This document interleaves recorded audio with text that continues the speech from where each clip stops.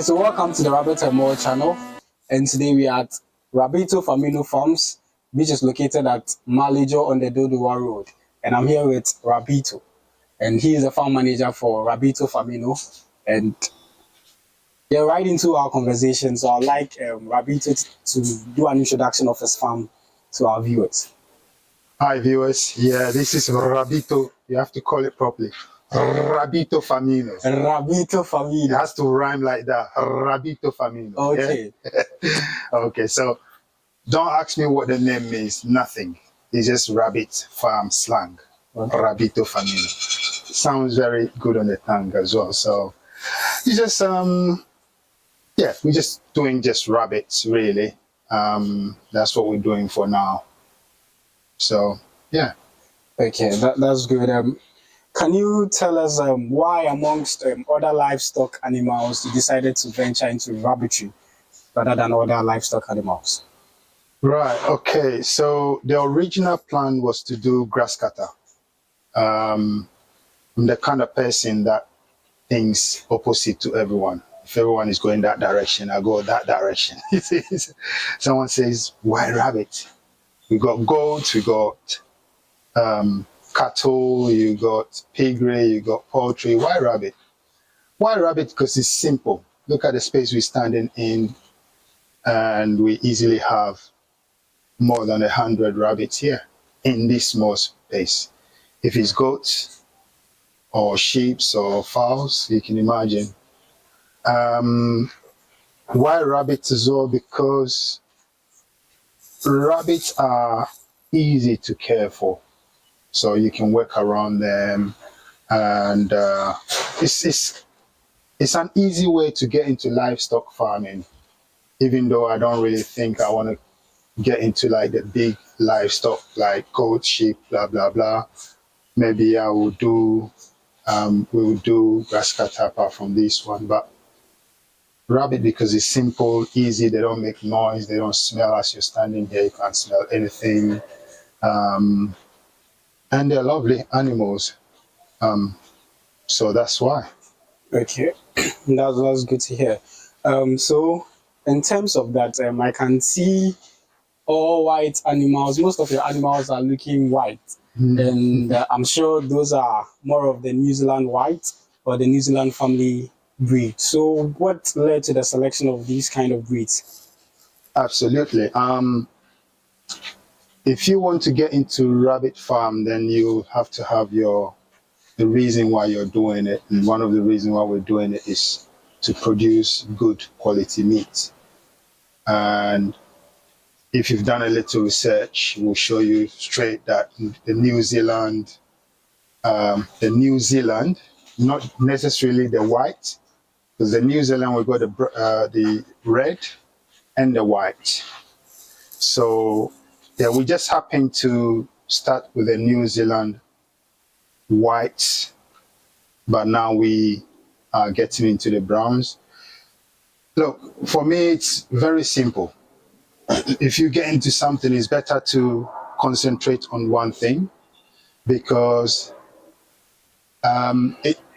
if you go to a shop and you want to buy chicken, you don't go and say, oh, is this a red chicken or white chicken? Or, I'm thinking like a business, like this is a business. It's not just for pet people and stuff like that. So honestly, for me, the color doesn't matter. It just so happens that the New Zealand rabbits, which are the best in the meat production of rabbits, is the best. So getting into the New Zealand's, this is the reason why. And I've narrowed it down. Literally all the rabbits on this compound here has got a New Zealand in them. Because when we started, we didn't start with all New Zealands.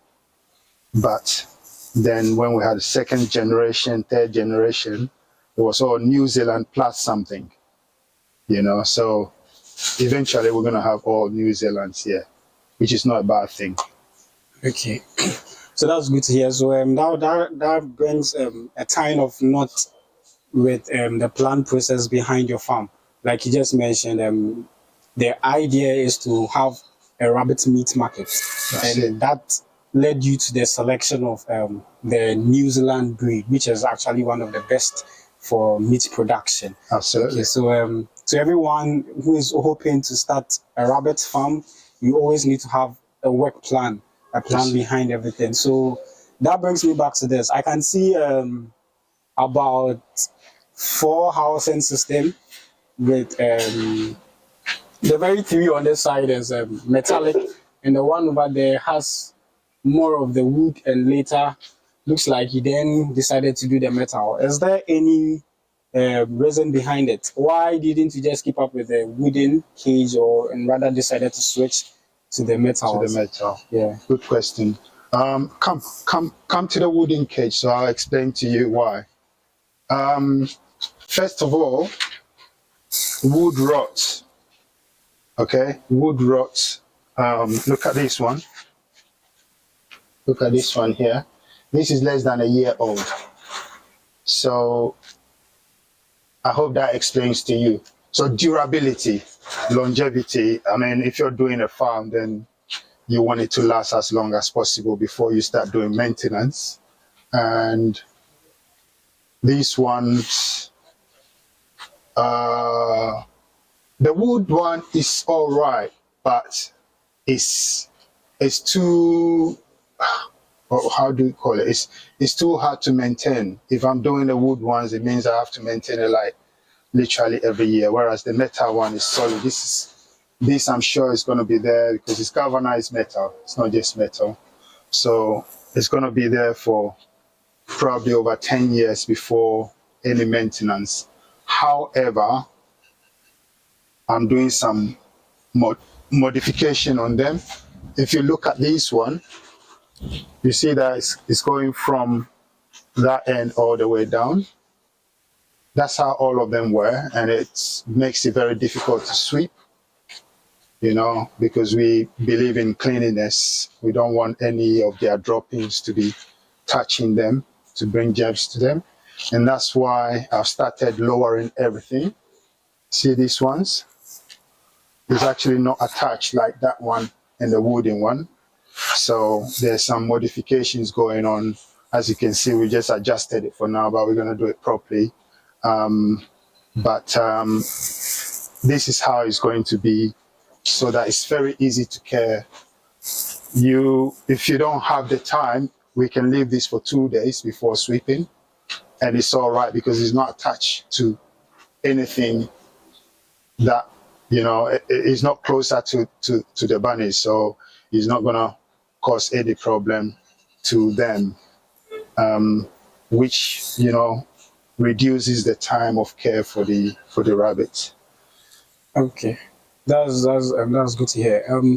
So next in line to that, producing these cages is not quite an easy thing. I would like to find out: do you do this by yourself, or you?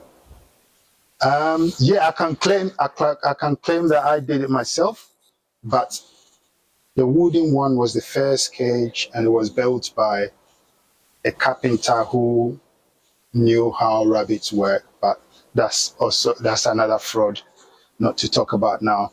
But that gave me the base to do the first one there. Actually, let me show you the whole idea.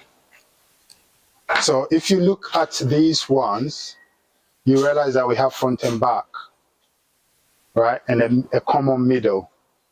So instead of us having 1 and 2, we have a common middle, which saves us a lot of the product, and it makes it simple. Yes, it's bulky and big, but this is you know, we got the space.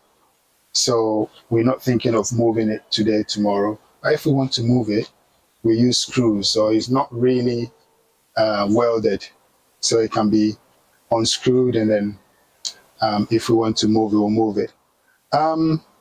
It just gives us more room.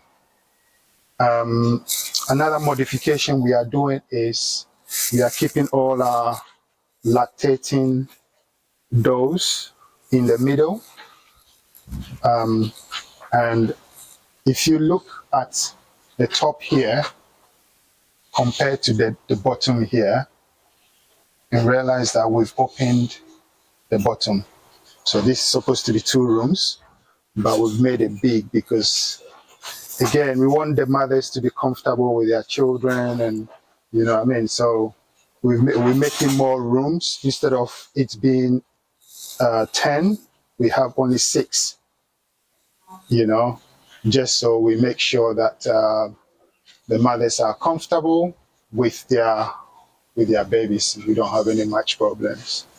Okay. So, how long have you started rabbitry in Ghana now? Or how long has Rabito Famino been in existence in Ghana now? 9 months so far. 9 months. 9 months Wow. so far, yeah. Then 9 months so that's far. very congratulations on that, and also there's a massive work in a short space. That's like 9 months. So to ask, this looks very beautiful, and meaning nothing beautiful doesn't come at a cost. It comes with lots of investment. So are you able to tell us how much investment has gone into this, and what? Yes, how much investment has gone into this? I'd rather explain than call a figure because there's a lot of money gone into it. And again, I don't want to call a figure because everybody works differently. And we set up a budget, and we had a 2 years budget plan of not expecting to make any profit for 2 years. So we put money, and at some point we'd like to break even, and then hopefully by 2 years we start making profit. Look, we started this thing when I was little. I did guinea pigs when I was like before 10, guinea pigs and stuff like that. But I don't know a lot about rabbits. So when we started with zero knowledge, but internet search and all that, no physical experience of how it works, we expect to pay the school fees, right? Yeah. So we started with an open mind, thinking we might a bit prepared that we will incur loss, you know what I mean? So we started with an open mind, so to speak, in short. And yes, have we paid the school fees? Yes, we have. We've made a lot of mistakes, but we've got within this short period, because we went intense into it, like employed. We got a full-time staff, and then we got a part-time staff, and then we got us doing it. So of course we're paying good salary, then we're paying allowances here and there without making any money. So the cost, if you ask me, is still ongoing. That's why I didn't want to quantify it and say we spend 200, 300. It doesn't make any sense. Because if people hear the amount, they might feel like, oh, I can't do it. But you can actually do it with 2 rabbit. Start with 2 rabbit and start making money from maybe when. We'll see. But for us, we started with open-minded, and we wanted to study a lot. We wanted to help as many people as possible to get into it before we start thinking about profit. So for now, we're not really thinking about profit, or I can't quantify how much. All right. So based on what you just told me, I have 2 questions out of it for you. So the first will be, you mentioned you pay the school fees and you've actually been schooled. Yeah, so meaning there were some occurrences that were like, whoa, and some were wow. So are you able to walk us through some of the woes and some of the wows that you walked through for the past 9 months? Okay, so let me give you a brief. We started with 6 females and one male, and we quickly just went to. Someone is spraying me. We quickly just went to get some random rabbits here and there, like going around looking for rabbits, any rabbit. Any rabbit would do for Yeah. us. If you had a rabbit and you were selling on the road, I'll call you, come, I'll buy all of them at that time. Without investigating anything, we're just buying rabbits. So, of course, we had a lot of fatalities among them because we didn't know, the rabbits we went to get. Some are checkered giants, some are New Zealand wide. There's no literally history. And, we made a lot of loss that way. Again, we've gone through a whole lot. Ghana, we don't have like a pellets producing company like they do for chicken. So it's all about formulating your feed. And yes, we've gone through a lot of spells where we've formulated a feed and it's literally conked like 3/4 of the farm.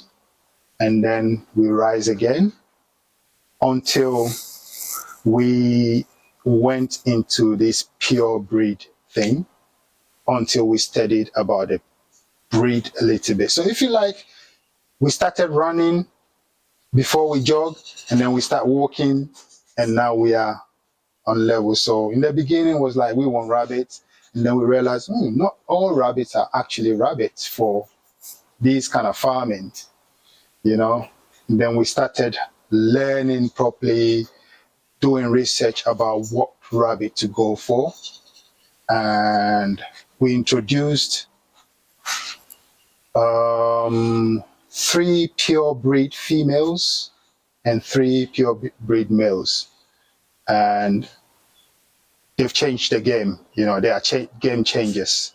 And then we had some hybrids here and there, and so I can boast today that any rabbit you find here, with the exception of probably about 4 or 5, all are either hybrid or pure breed.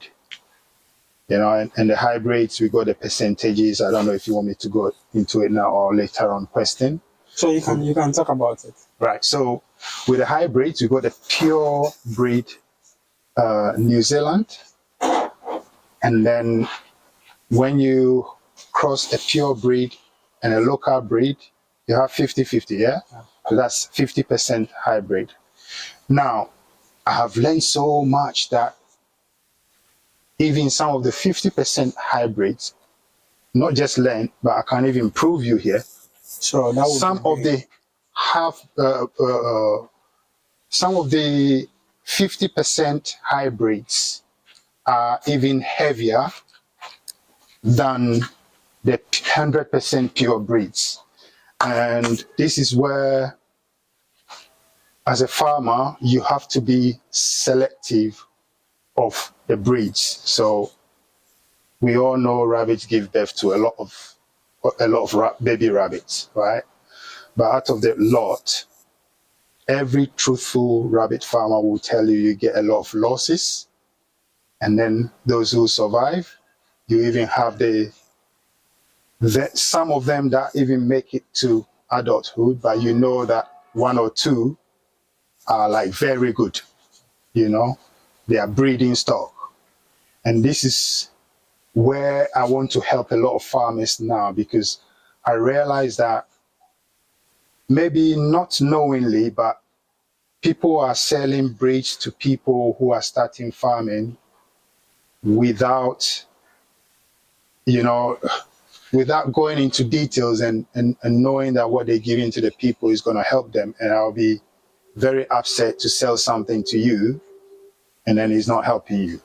So as I'm saying, there are some hybrids here that are even heavier than the pure breeds, and that's because the way the genes work, don't quote me, I'm not scientific, but when a pure breed and a hybrid, a pure breed and a local breed, when they have a baby, some of the genes are so strong that they come out very good.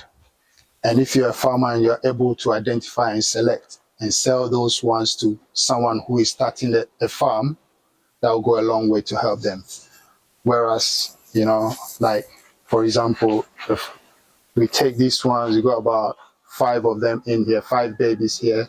Out of these 5, by the time they are 3 months, I'll be able to pick probably 2 and say these are breeding stock. And the rest, it's not that they're bad rabbit, but, you know, you have to sacrifice some. You know, the rest, if like I'm doing large scale meat or something, I would rather sell those 2 as breeding stock to somebody, you know, because I know they will be prolific to that person. It will help that person's farm, and the rest, it goes to wherever it will go. You know what I mean? So I'm thinking more of helping other farmers to get the best breeds, and it has to be selective. You have to select. A farmer should be able to select and say, this is a good breed. So if you're buying a rabbit from me and you know that you're going to get the best of the best of breeders, you know. And then we have the 75%. So once you have a hybrid 50-50, if you cross that 50-50 hybrid with a pure breed, then you have 75%, right? This is something that I have coined, but it just makes sense. Yeah, so talking about the 75% hybrid, I don't want to tell anyone this is 100%. I like to be truthful in whatever I do. So I can sell some 75% pure as pure breed to you, but I will never do that because that's not the goal. That's not the plan. If I can't prove that this is from a pure breed and a pure breed, then it's not 100% pure breed, you know. And I got a little secret I'll give you. If you're a breeder and you're watching, go for the 50% hybrid because they tend to be the best as in gaining weight for some reason. And their motherly abilities are also very, very good, especially the dose, 50% dose. I wasn't supposed to say this, but yeah.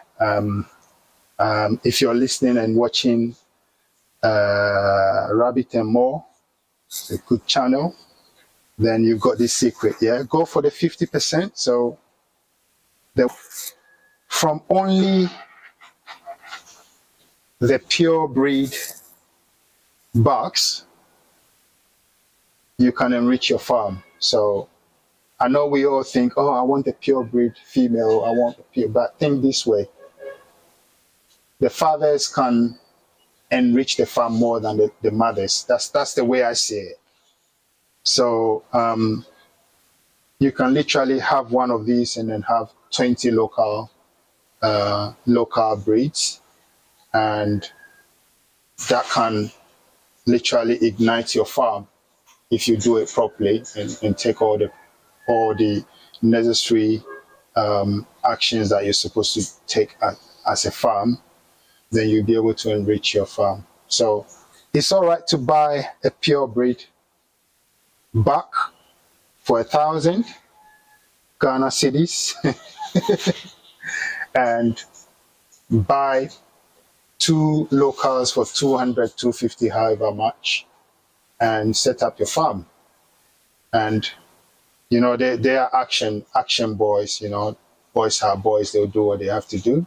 If you have good dose, selective dose, then you will be able to enrich your farm without a lot of problem.